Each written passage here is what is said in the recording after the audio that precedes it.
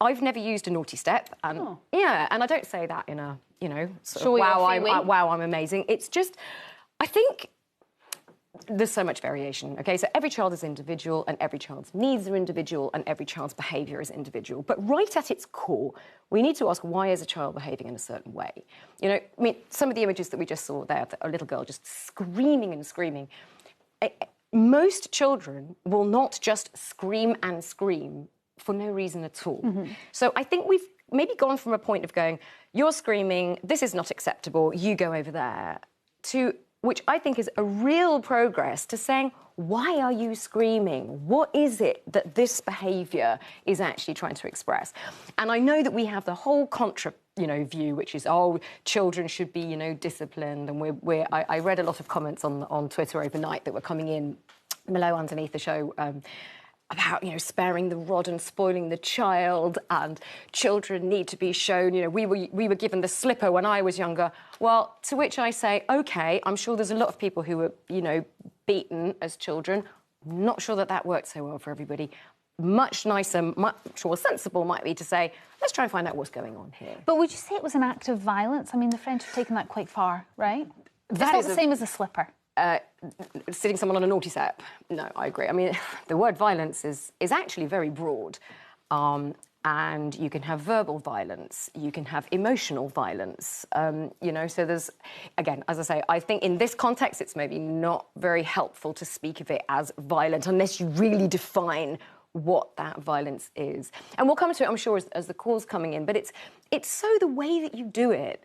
So you could have one parent who will go to a screaming child, and again, it's really different if you've got only one child or you've got 3 kids, and they're all kicking off and you're tired and the fish fingers are burning and someone's chucking a chair at someone else and you're like, whoa, guys, split. So in those circumstances, you could say, you go and sit down there, please. You go and sit down there.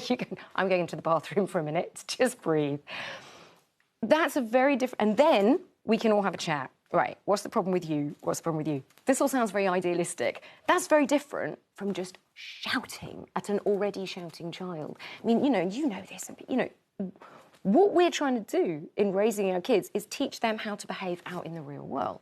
So if our response to shouting and massive frustration and anger, that is actually rage in a child. If your response to rage is anger and punishment, that's a very unhelpful thing to teach a child. Well, I have a million questions to ask. I'm sure. I'm about to enter into this, but we have got lots of calls, so I'll let you go first.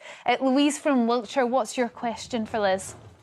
Oh, it's not a question. I just wanted, I was following the topic on Facebook. And personally, I don't agree with the naughty step. I've never tried it with my children because as little babies, they would hysterically cry when they were left alone. And any upset would get worse and worse and worse. So I decided to try gentle parenting. And I don't follow you myself, Liz, I'm sorry, but I have read Sarah Ockwell-Smith. And I like what she talks about. And I like how they look, as adults, we started looking more at the psychological effect that what we do with our children might have on them as they grow older. Louise, what's gentle parenting? Is that the negotiation, the talking to them, the finding out what's at the crux of the problem? Yeah, it's giving them a chance, let them have their 5 minutes of screaming and shouting, let them get it out of their system, and then talk to them about it. How easy is that to do if a child's under 5, though? It is hard. I mean, my 2 are 2 and 4. It is hard, but age appropriate and simple. Don't overcomplicate the language you are using. But sometimes it's hard to articulate why a child can't do something. I was speaking to a colleague actually earlier whose child is 20 months, I think, and wanted to hold a hot cup of coffee or a hot cup of tea. And obviously she said that she couldn't.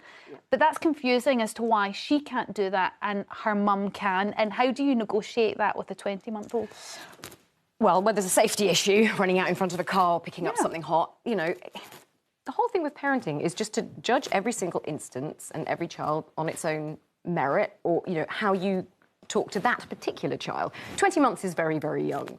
And that's for me, it would just be a simple case of, no, don't touch, that's hot, that's hot. And, we teach that. That's exactly what she did. But what Louise was saying there about gentle parenting, and it's so sad that when someone says gentle parenting, which, by the way, I think is such a fantastic idea, I think it's the way we should be doing it, you get this whole snowflake word that gets thrown around as if we're somehow raising children who are going to be unable to cope in the real world when people say, no, you can't do that, and they go into a classroom.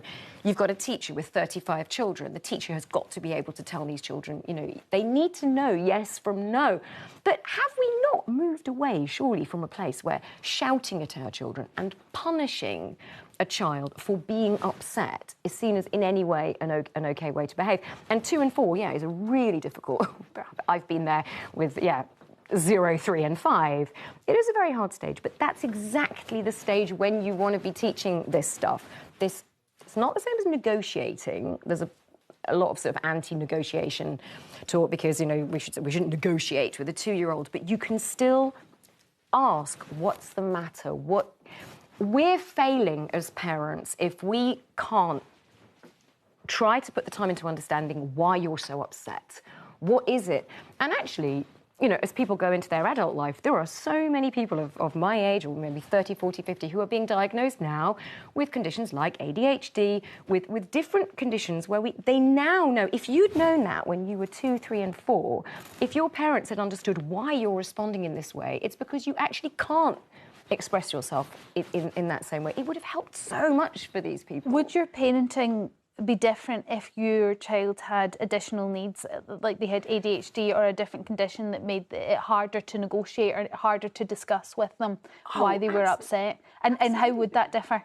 Well, I mean, you have to treat each child in the way that child can understand things and can process things, for sure. Even if you have more than one child will be entirely different to the other child. It's just not good enough anymore at all to say, children need disciplining, this is how the world works, you've been bad, go and sit over there and think about it. It's entirely different to split up, diffuse a very angry situation. And as children get older, and so I work with the National Centre for Domestic Violence, so I'm the ambassador of that organisation. And one aspect of domestic violence, which is very rarely talked about, but I'm starting to hear more and more, is violence from children towards parents.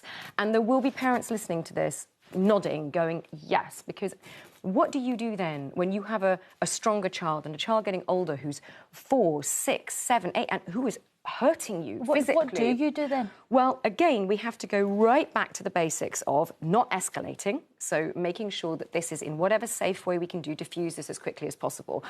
It may well be that the answer to that is not go and sit there, because that's just more fuel to the anger. There is something called NVR, which is non-violent resistance, and there's quite a lot of work being done in this now, and how you can resist or calm a situation in a non-violent way. Sometimes that involves bending, or I always do this anyway, bending down to the level of the child, and just, if a child is okay with hugs and stuff like that, just come for a cuddle. So that works for most of my children. The temptation is to just shout at them and go, oh my God, I can't cope with this anymore. Do you want a cuddle? Almost every time, yes, I want a cuddle. And you have a cuddle, and then it's like, and we come. Now, some children don't like that, so, it's not prescriptive. Parenting is not prescriptive. It's all about, feeling and ascertaining what is right in this situation. We've got